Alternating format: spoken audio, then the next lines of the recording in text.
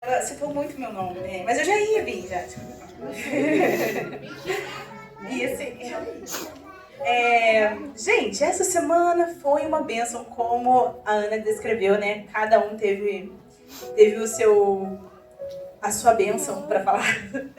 E eu acredito que é porque o Senhor queria exatamente isso. Ele queria que fosse 100% por Ele. E quando a gente fala sobre eu entrego a Ti e eis-me aqui, a gente esquece que o Senhor, o eis-me aqui dele, é diferente do nosso eis-me aqui. E a Meire comentou sobre dar testemunho e tal. Alguns sabem da minha história na igreja junto com a minha mãe, outros não. E eu queria recapitular porque tem a ver com o que o Senhor falou comigo sobre o que Ele queria falar nesse dia. Quando foi separado, no primeiro louvor, cada uma tinha um pedaço.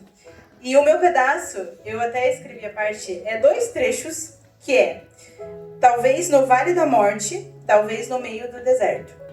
E quando foi falado que eu ia estar nessa parte, eu falei: Senhor, a gente já está na glória.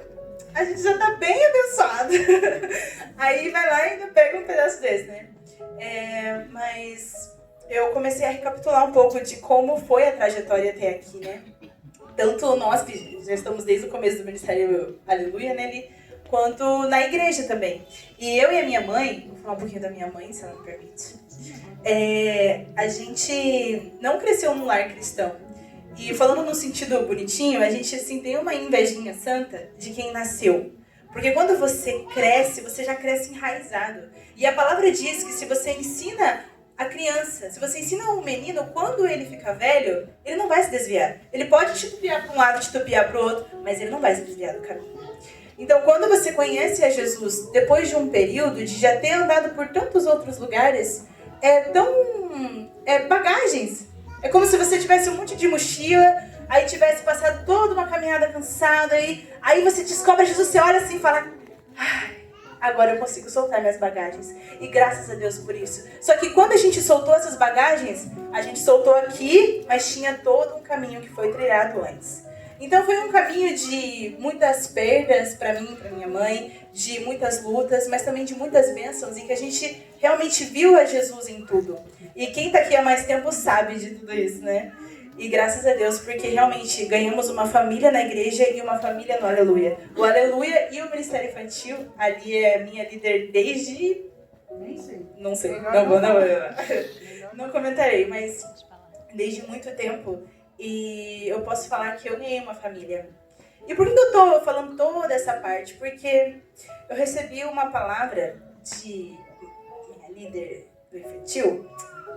Jesus está preparando a sua adoração. Não, perdão. Jesus está esperando a sua adoração, mesmo sangrando.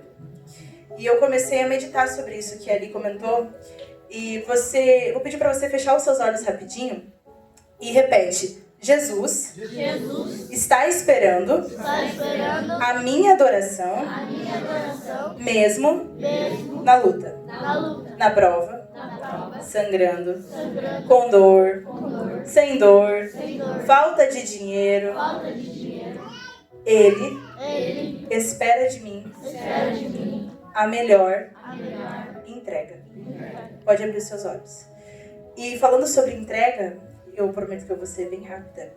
É muito bonito falar sobre isso. E falar sobre você deixar tudo e eis-me aqui. E falar sobre a adoração e entregar tudo e tal. Mas viver isso é muito difícil. E estar diante do altar é muito difícil. Mas eu vou falar uma coisa que o Senhor falou comigo. Não é para alguns. Às vezes a gente pensa que o Aleluia tem que fazer uma semana de jejum, porque é a conferência deles. Ou o pessoal da Lapa, eu não vou citar por nomes que eu não vou lembrar, mas todos que apresentaram algo aqui precisam desse momento com Deus antes de apresentar. E eu queria ler para vocês Números 3, versículo 9 e 10, para ver se isso condiz com a palavra. Dedique os levitas a Arão e aos seus filhos. Eles serão escolhidos entre os israelitas para serem inteiramente dedicados a Arão. Encarregue Arão e os seus filhos de cuidar do sacerdócio. Qualquer pessoa estranha que se aproximar, morrerá.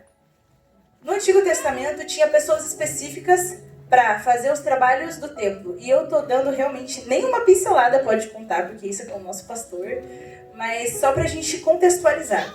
Então tinha os levitas, e eles eram os que cuidavam da manutenção e tal, estavam ali junto no cuidado com as coisas do templo. Estava sobre eles a adoração, toda aquela questão. Beleza.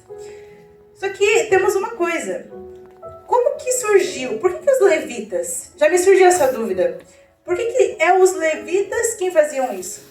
E a palavra vai dizer que quando eles saíram do Egito e tal, aí Moisés subiu ao monte e ficou o povo lá embaixo. E aí vocês vão saber da história, né? Eu tô olhando pro meu pastor para se eu fazer alguma coisa errada, ele dá um sinal e eu paro de falar. Mas quando estava o povo lá esperando Moisés, o que aconteceu? O que pode me falar o que aconteceu? Moisés subiu no monte, gente, o povo ficou aqui. O que aconteceu? Vocês lembram?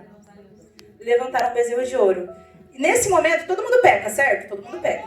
Mas quem foi a primeira tribo a falar, cara, eu pequei, eu errei contra ti, Senhor, e eu estou disposto a mudar? Foi os levitas. E por isso que eles foram escolhidos para no futuro, e Deus fala disso.